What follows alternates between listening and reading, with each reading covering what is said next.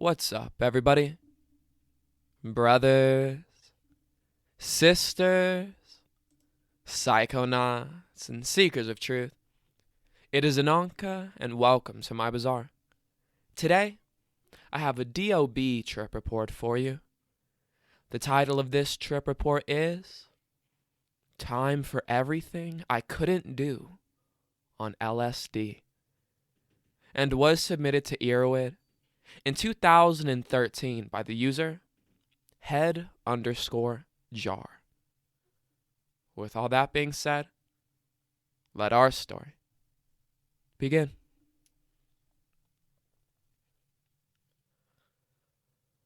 I have always said DOB allows me time to do whatever I didn't have time for on LSD. This is because while an LSD trip may last a good 8 hours or more, a good DOB trip will last around 18 to 30 hours. This report is going to be long too. My first and only encounter with this incredible substance was my freshman year in college while I was living in the dorms. My experience at the time was limited to cannabis, alcohol, Adderall, and opiates. But since I can remember, I have always had a strong interest in psychedelics and spiritual awakenings. My curiosity had been brewing for some time, so the first chance I saw to trip, I took. The DOB was sold to me as LSD on blotter paper. Strangely enough, the same blotter paper that is pictured on Earwid's DOB page, from a friend coming back from a festival. I purchased 3 tabs, which were fairly large and somewhat damp, as though they had just been dosed. As any devoted psychonaut knows, you should always research a substance thoroughly before ingesting it. As far as I was informed at that point in time, LSD was the only substance potent enough to provide a significant dose on blotter paper, leading me to conclude that it was indeed LSD. I was familiar with only the more popular psychedelics, and had never heard about phenethylamines. I was as prepared for my first LSD trip as much as you can be, but I was not prepared for this. I wanted to be cautious and not overdo it for my first trip. I placed a tab under my tongue and waited. The taste was horrible, but worth it for a new experience. About an hour passed. Anyone who has done LSD before knows that the effects normally become apparent after 40 minutes to an hour. I, however, felt nothing. No change in consciousness, no visuals, no bright colors, nothing. It was a little disappointing. I came to the conclusion that either A, the doses were bunk, or B, I had a natural tolerance for psychedelics, and that an additional dose would be necessary to achieve the desired effects. Trying to be optimistic, I assumed that maybe only the one dose was bunk. If they were all bad, then what would be the harm in taking another? Right? Wrong. Wrong. The time was now about an hour and a half after the initial dose. I decided I would take the other 2. Thumbs up, guys. I was pretty determined to trip at this point. I take the remaining 2 and place them under my tongue. Horrible taste again, but as I said before, worth it. Another 30 minutes passed until the first traces of effects from the first dose were felt. Unlike LSD, DOB takes 2 to 2.5 hours to take hold, and it creeps. The first thing I noticed was a feeling as though the atmosphere in the room was changing. It was as though someone had opened a window and a draft was sweeping through the room. The chills came over me and I felt my stomach start sinking. It sank lower and lower until it felt like it had completely left my body. The body is a vessel for the mind, and this is exactly what I felt. My body became hollow, as if it was nothing more than a bag to hold my breath, and my mind separated from my body. Everything started to become strange. Having never tripped before, this headspace was a little alarming. My hands and feet became cold as ice, but my head was warm. I started to become aware of my facial features, such as my nose, ears, eyes, and lips. They were no longer just facial features. They took on a separate existence of their own, as if my brain was showing me that, although they are connected, your senses all experience things individually. It seemed as though my perception was starting to change. Around the 3-hour mark is when I started to notice the visual effects, which are unlike any other I have experienced. They started out as a glow that would surround the lights in the room. Nothing too vivid. I began to question whether this was a placebo effect created in my head, or if maybe I was starting to trip.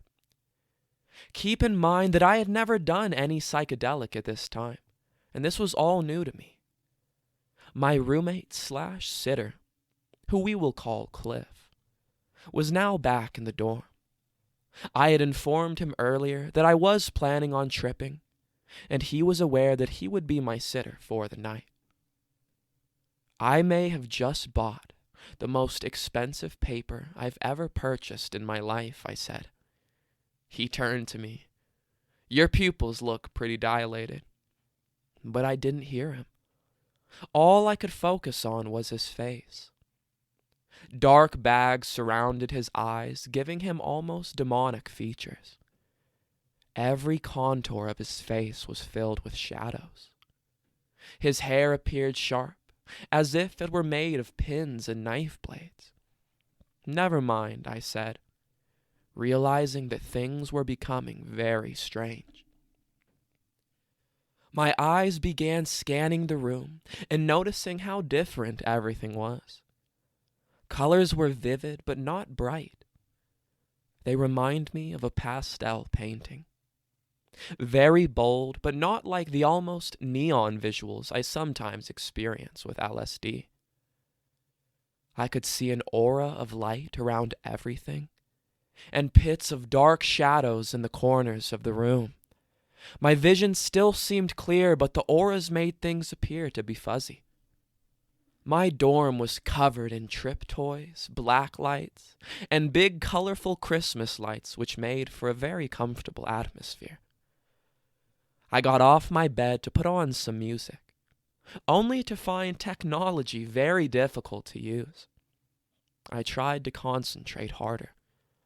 How do I do this? Was repeating in my head. It was overwhelming. That's when it happened.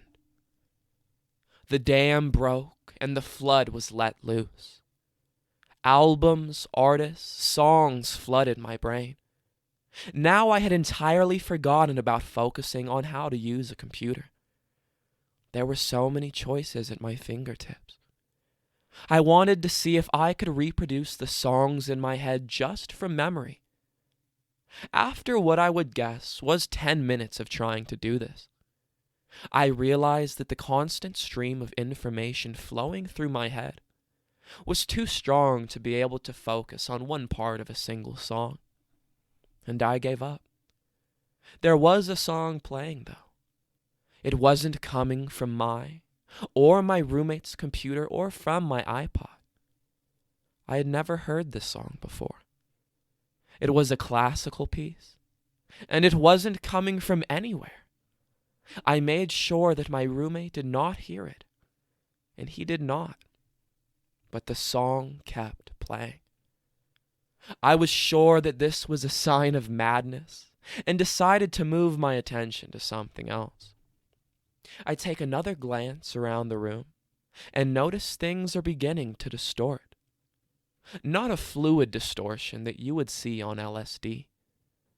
I see a Cheez-It box sitting on a shelf half above my desk, and realize the shape towards the top of the box was no longer square, but more diamond-shaped.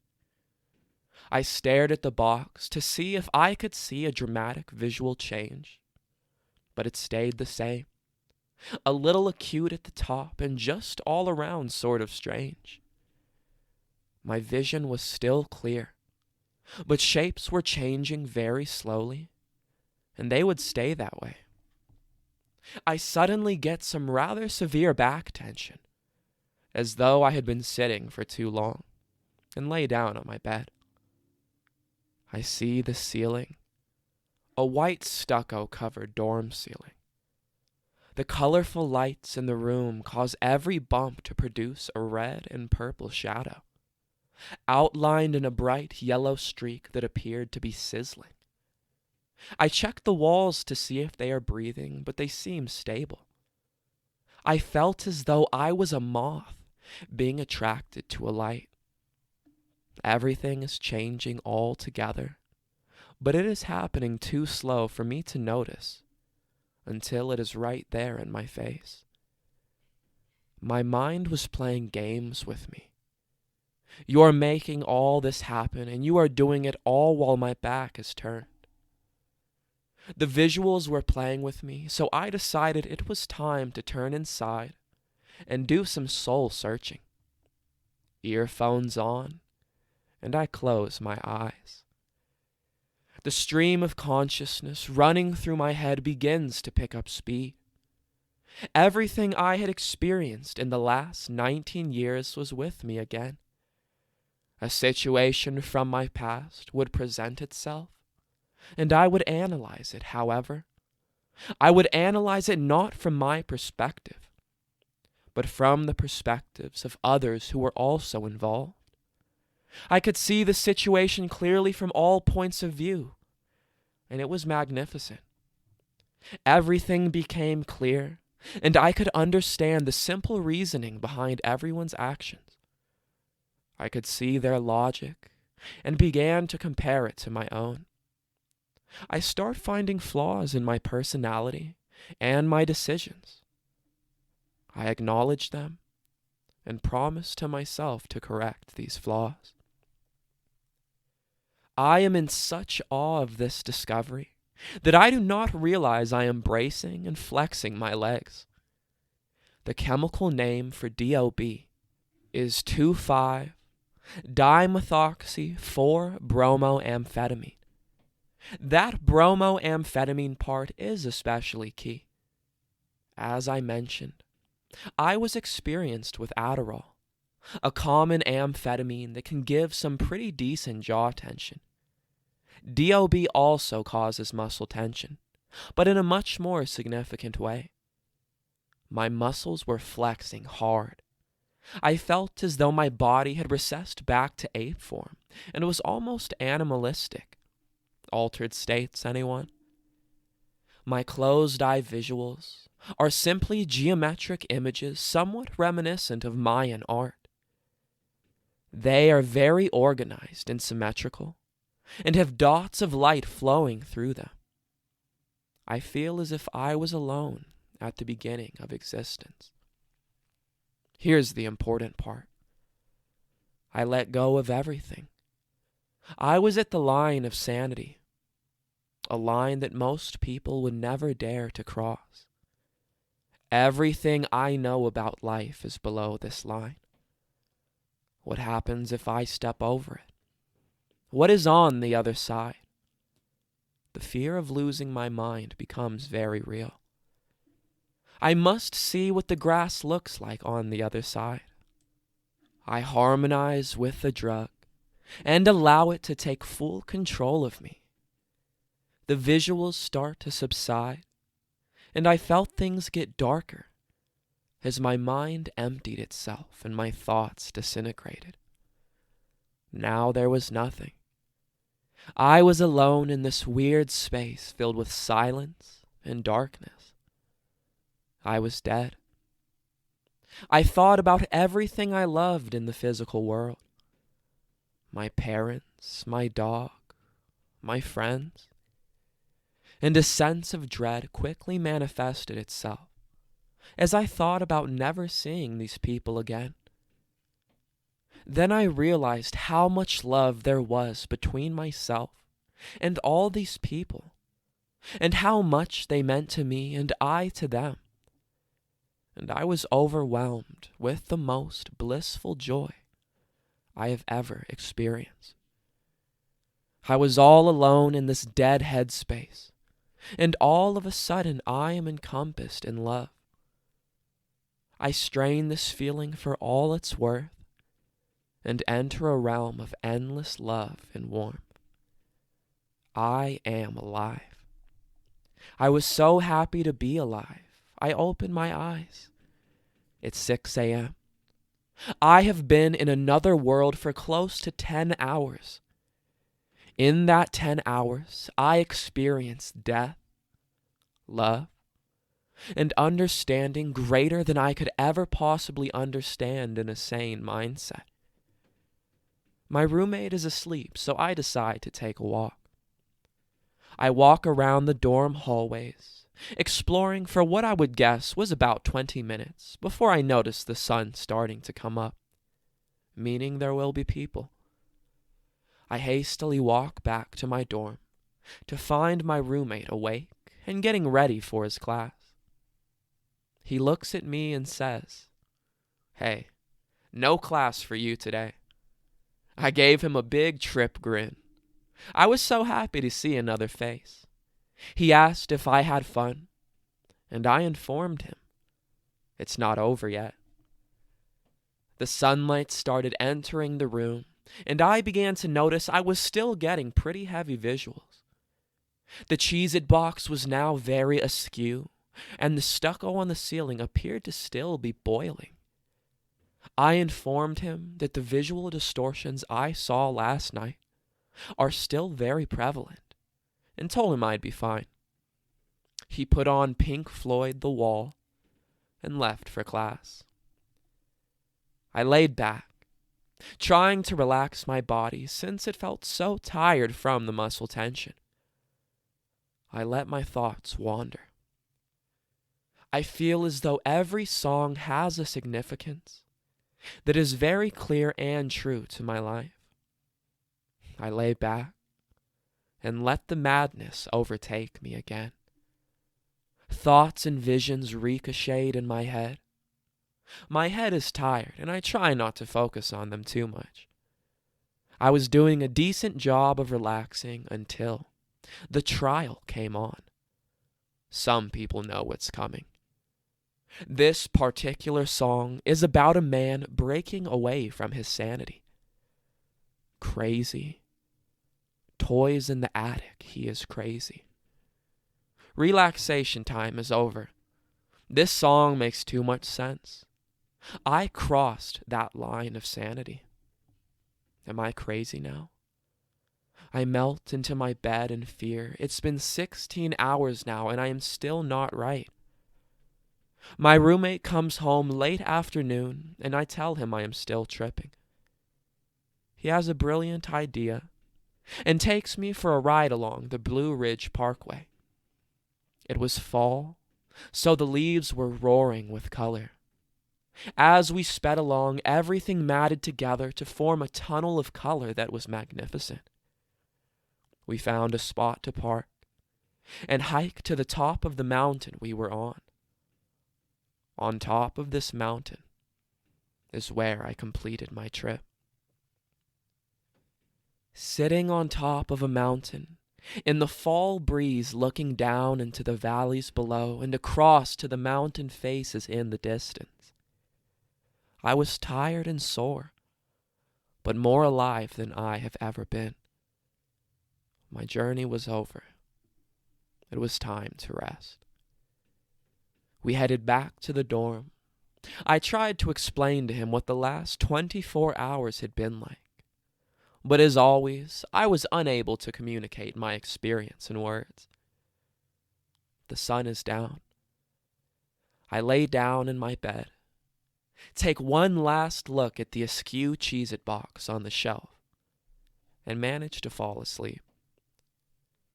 To this day, I am now extremely organized and neat, to keep things from moving around behind my back. I have reformed many of the flaws that I found in myself and vowed to fix. I also have a great respect for psychedelics and give all the love I have to give to my family, friends, and everyone I meet. A first trip is very important and can greatly affect your life. I am glad I had the one that did. I know it was long, but it was a long experience. Thanks for reading Head Jar.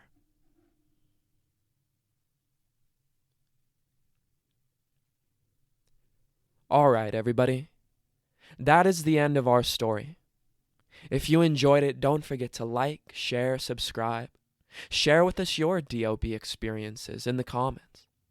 Check out the other playlists on my channel. And I will see you in the next one, fam. Deuces.